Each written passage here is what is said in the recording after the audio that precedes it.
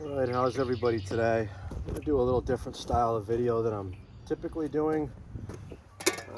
Let me just do a quick explanation of what's going on here. We've got an existing patio that was obviously improperly put down. It's literally just on what looks like loamy, rich material. This patio is going to fail. I don't know how long it's been here, but as you can see, as I'm digging closer to it, there is no base, there's no bedding sand, there's no nothing but this dirt. A loamy, rich material, which is pretty much the worst thing you can have under here. So I'm actually surprised as straight as it is, but I don't know who did it, and it's not my problem to who did it, because I'm doing it properly next to it. So I'm building a second layer down here that's going to be different, and there's going to be a step down to it. And I've already explained that because this was improperly done, there has to be a line somewhere where between proper and improper is. So what we've decided is I'm putting a set of retaining wall blocks with a cap as a step, even with the top of that. That's going to be part of that, so to speak, and end that madness. And that is just going to be bedded right into the existing ground. So it's going to follow whatever contour that it does and raises and freezes and whatever and fails. And eventually we can reuse the block and do it properly, along with redoing that section, because it's going to have to be torn up anyways. But from the front of that block on will be the proper base material and everything that I'm adding. So as you see this video and the process in which I'm doing this, this is not how you do retaining wall block for a step in any way. You do want to have a proper base. This isn't do as I say, not as I do. So anyways, this video is, hopefully the audio comes out good enough, because I'm just going to be walking around and working as I talk to you. But it's kind of a, I don't know if I want to call it a rant, but it's more of a concern about the world and automation in this world. And we've all, I'm going to give you a couple examples in a minute, but we've all pretty much come across similar situations to what I'm going to describe, both of which has happened earlier today to me. And any of you guys in business or trying to get something done in the day, or, you know, we've all been on hold and, you know, dealing with computers and all that stuff. So I'm sure you'll relate to it. But I wanted to have a little discussion about it.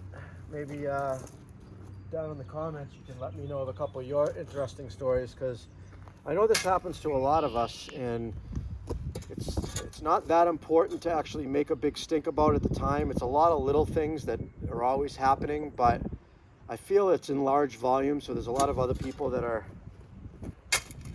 experiencing the same thing. And it's almost like, I'm the type of person that loves systems.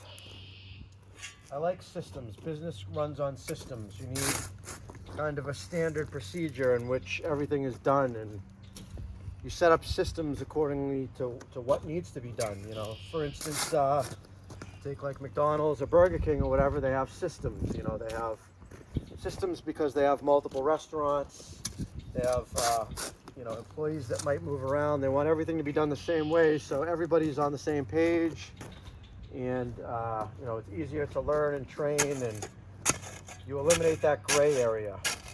Well, when automation and systems are in place, they do work well. I agree. I'm not saying that they should be done away with. But what I am saying is the situations that are becoming more and more common in the world, that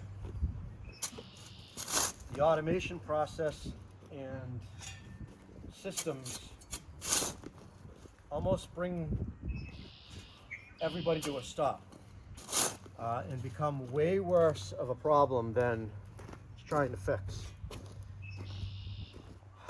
First example,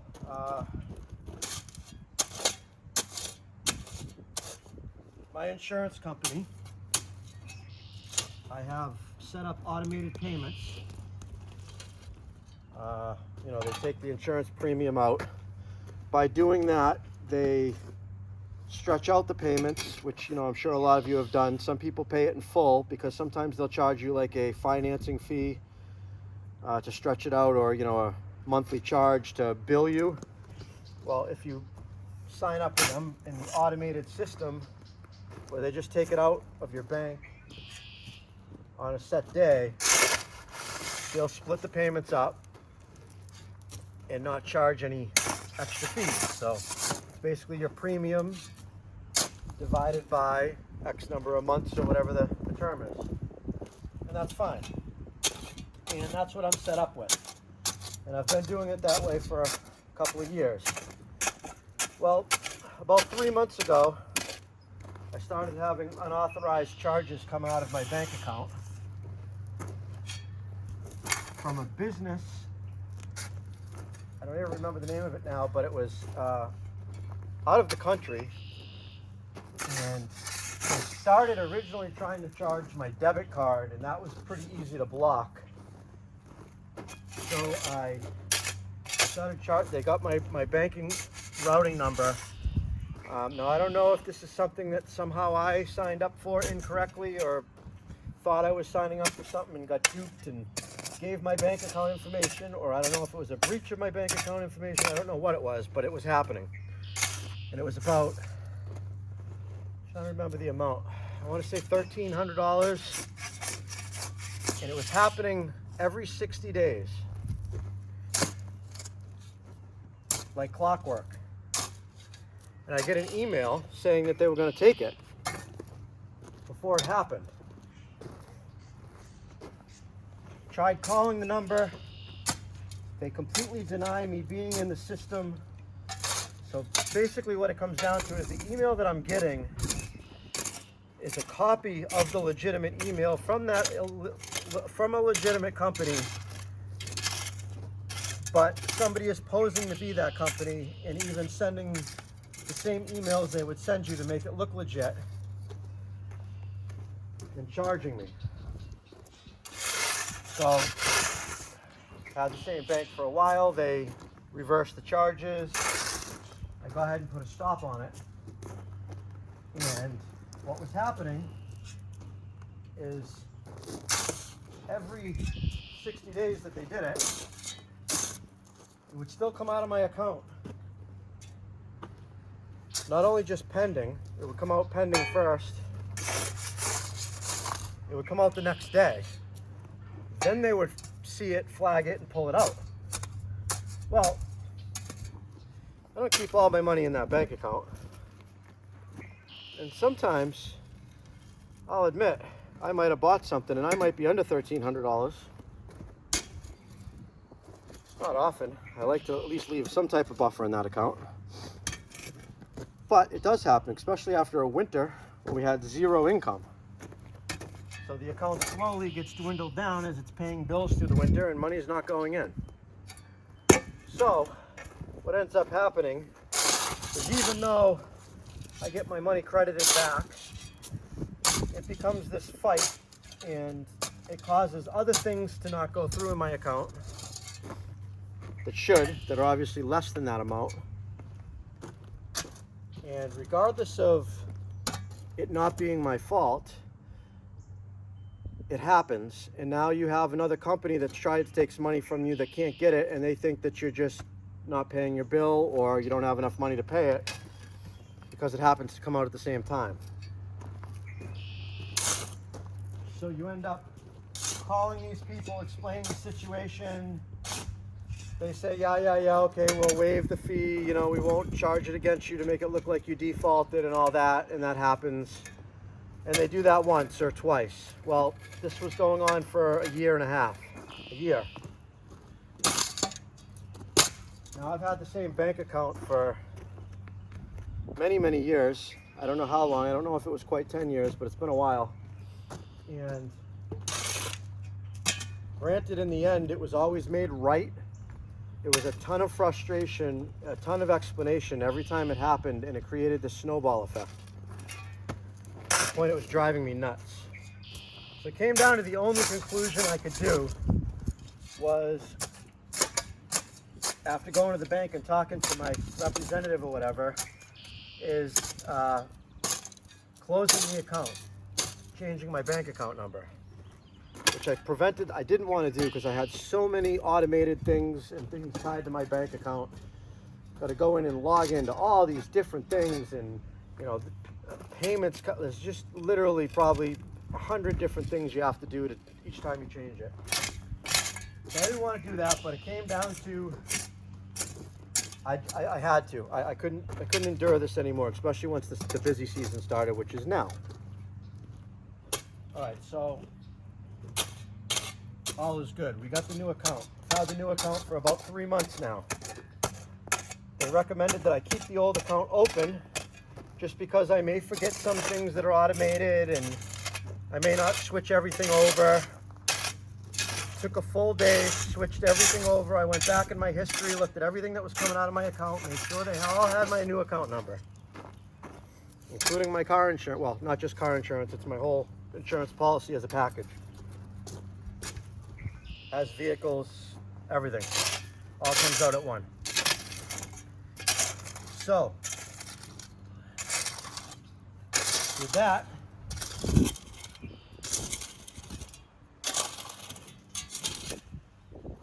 I went on the website for, well, first I couldn't log into my insurance company, so I tried to contact my agent that I would think, since I gave them my banking information to start this whole process, they could make the call and be that middleman, because that's what the agent should be, is they connect you to the company and they take care of your paperwork and all your little nuances that the company doesn't want to deal with and the customer doesn't want to deal with.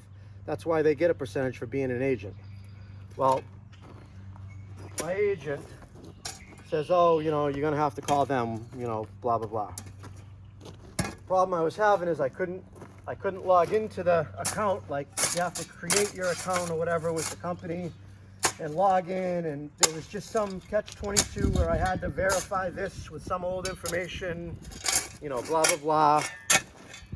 Literally, I don't know, I went back and forth for probably 7 to 10 days trying to get this straightened out. Ultimately, I finally got logged into this account for my insurance. I made the change to the new bank account. I basically just went into the automated payment that was set up that I saw and deleted that bank account, made my changes, and all is good. So I thought.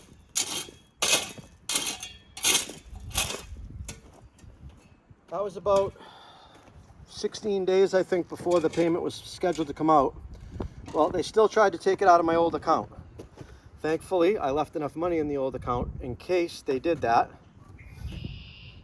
So all is well, they got their payment. Well, for whatever reason, because of their mistake at that time, that erased the fact that I changed the account number because it was successful. Because the account was still open, I was told by the bank to leave it open for at least a month to let things go through, which I did. Didn't know this. I just assumed, well, maybe because it was coming out in 16 days, you have to do it a month ahead, or it takes 30 days to come into effect. So I let it go. Well, as you can imagine, the next month comes around. They try to take it out of that same account again. This time the money's not in there, or at least that much money isn't in there. Now I'm waiting a 30-day period where nothing's trying to come out of my account before I close it. So I've been keeping it open now. It's still open. Actually, no, I finally now closed it, but it's still open. I mean, it was still open up until a couple days ago. So another month comes around, they try to take it out of the old account yet again. At this point, I realized that the change didn't go through, or for whatever reason, it ain't sticking. I gotta contact them again. I go through the whole rigmarole trying to reset my password, log in, I get locked out again, information doesn't match. Whole same thing all over again. Super frustrating. Finally, I got to the point where I said, you know what?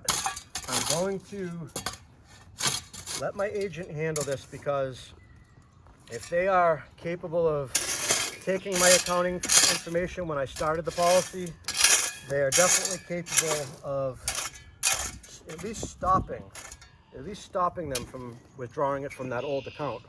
And maybe I'll manually make the payments, or I'll reset up the new account myself, or whatever needs to be done. Okay, so go back and forth with email with them. They insist I need to talk to them.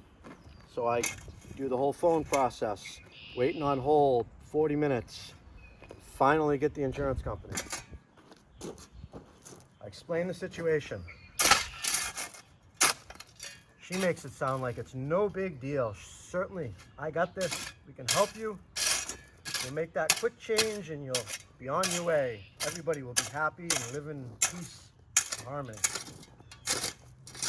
She gets back to the phone after like a minute or two and says, I'm sorry, we can't set up an automated payment anymore because you've got too many non-sufficient or insufficient charges in the last couple of months.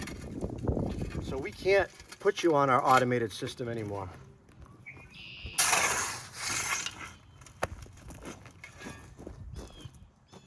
As you can imagine, my head goes boom, speechless, like I've done everything that I'm supposed to do, set up this automated thing, and now I'm being penalized because they kept taking the wrong money from the wrong account. And now I don't qualify for the... So now I either make manual bills where they add a little bit on to, which by the way, they charged me each month like a fee for each of those payments not going through that they were taking from the wrong account. Literally, despite me having a record of emailing my agent multiple times and calling, they charged me that. I chalked it up to being, you know what, it's not worth the argument to get my $25 or whatever they charge me on my bill over the frustration for it just to be over. But it's still not over. Now at the point where I can make my manual payments, they claim they're going to stop trying to take the auto pay, but they've claimed that before, so I won't know till next month. The account is now closed. So all I can see, how much you want to bet that that automated payment tries to come out yet again. And of course the account's closed and they charge me for not, you know, even if I made my payment manually off of my balance, it's separate from the auto pay agreement. So they still will take the money. Most of you would say just go ahead and make the payment manually so it doesn't come out before the automation happens. Nope, doesn't work that way. So I'm stuck with that, right? So that's where it's left. I still don't know what the resolution is.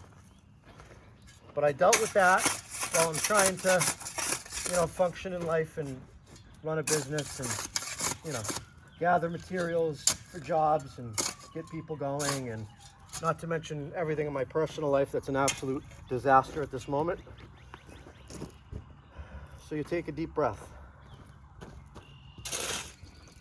which I did. Get in my car, I'm driving to the shop. On hold with the supply yard that I'm going to get these materials that I'm about to pull out of my truck for here, because I always like to call ahead of time. Because if you don't, you show up there, it's usually a busy place.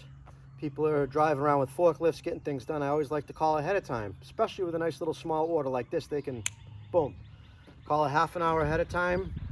The next available guy will throw it on a pallet for you. It'll be sitting there. You come in, boom, drop you on, give them payment, move on. So I call. I'm put on hold for 15 minutes. Before I can even explain that the order was already there in the computer, I had been there the day before. I just need to be like, hey, I'm coming to get that. That's all I had to say, but I couldn't even say those words before I was put on hold. Because I could be somebody just calling in for pricing of anything. They don't know who I am yet, because I couldn't even say a word. It's hold, please, click. So I wait. Phone picks up. I hear some talking. I'm like, cool, they're gonna start talking. Boom, puts me back on hold. I wait another 15 minutes. At this point, I'm pretty much getting close to being at the place. At this point, I'm like, well, maybe I'll just go do something else because I know I'm gonna have to sit there. If I can't get a hold of them ahead of time, it's not gonna be ready. I'm gonna waste that time. I'm just throwing that time out sitting in my truck waiting. I might as well go get something accomplished. So I do. And I continue. At this point, I'm committed to this phone call. I have to call ahead so I don't still have to go down there and wait. At least I can do things while I'm on hold, which I did.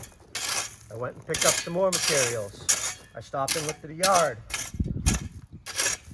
Almost 40 minutes I'm on hold. They hang up on me.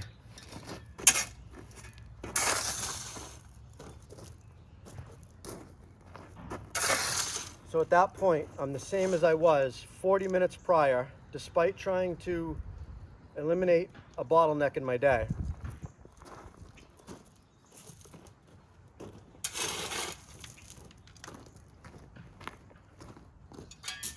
So I call back being like, maybe they'll answer quickly and I can just be like, hey, look, same thing.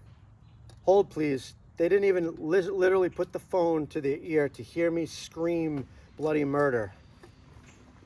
Instant hold. So I said, you know what? Let it be. I'll go down there, I'll sit there and I'll wait.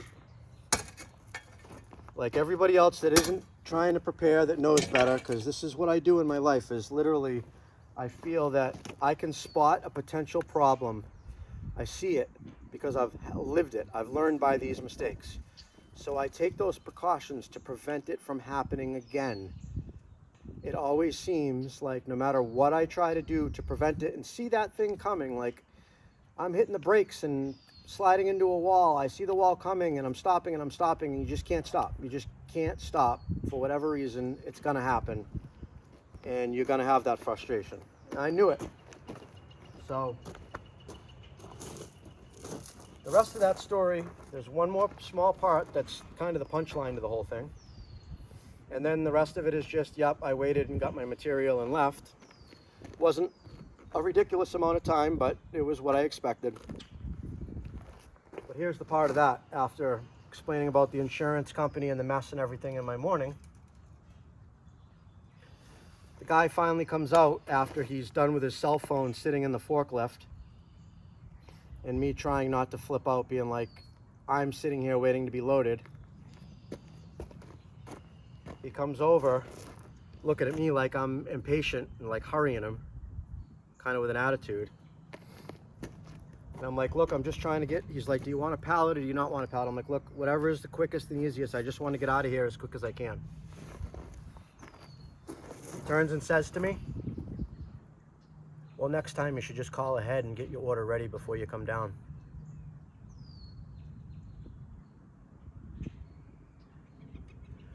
That's it for this video. Share your experience. I know I'm not the only one with this.